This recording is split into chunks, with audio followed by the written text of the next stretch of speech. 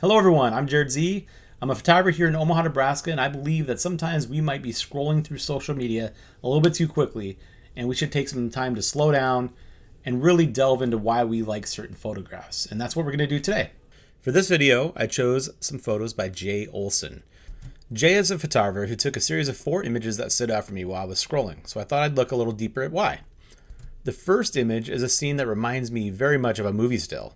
There's a cinematic quality to the shot, and there are elements the photographer uses to lead us into the photo.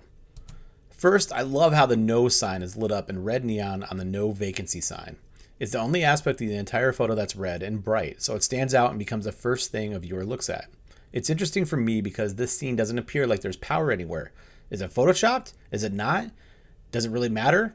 I don't really care. It's really cool. A photo like this is tough to make work, in my experience, right? There's a lot of stuff going on here. There's a lot of chaos.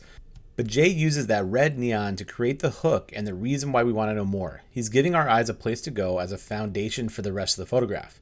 From here, Jay leads us to the car. There's no license plate, which means this story could take place anywhere across the world. We see that the windows appear smashed and the passenger side door is open. This has me asking my favorite question in this type of photography. What happened here? And of course, the door to the motel is wide open. The sign above it is shattered. Did the person who exited the vehicle run in here? Were they escaping from something? Are they still inside?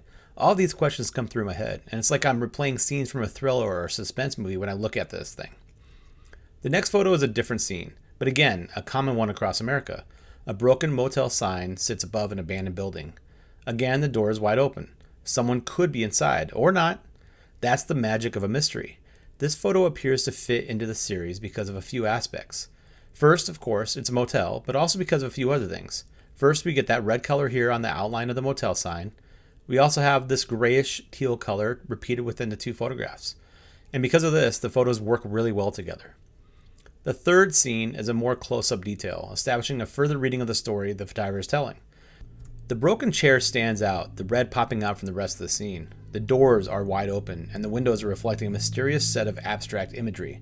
Finally, we see the room number 666, and the uneasiness introduced in the first 2 photographs begins to pay off. It seems that the no from the first photograph is leading to this one, telling us not to enter. Something bad has happened here. In all 3 images so far, we have a barrier between the viewer and the scene.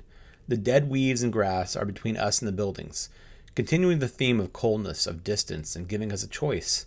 Stay away or wade through this dead stuff in order to enter the mystery. Finally, we have the last photograph. It continues the limited colors we find in winter, but at the splash of red on the motel sign, it ties this image through with the others. We can't stop looking at this mysterious, still glowing letters on the riverside neon. This gives the viewer a choice. We can turn to the right and back into the mystery of the scene, or we can continue to the left for, leaving out into the country. What's interesting is that the barrier still exists. Even to leave the scene, we are going to have to wade through these dead branches to get to the road. And with no signs of life beyond the photograph, are we really better off? Will we just be walking forever down a lifeless path, maybe doomed to find another abandoned scene just down the road? These series of images are just awesome, and I want to thank Jay for allowing me to do a deep dive into his work. For me, great photography is all about storytelling, and I love being immersed in these photographs for a little while. And so that wraps up this deep dive. Take some time next time to slow down when you're scrolling Instagram, Twitter, or anywhere else you find photography online.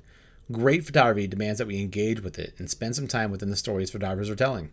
We can learn a lot from looking closely at photographs, and we are also enriched by seeing the world as a more beautiful and interesting place.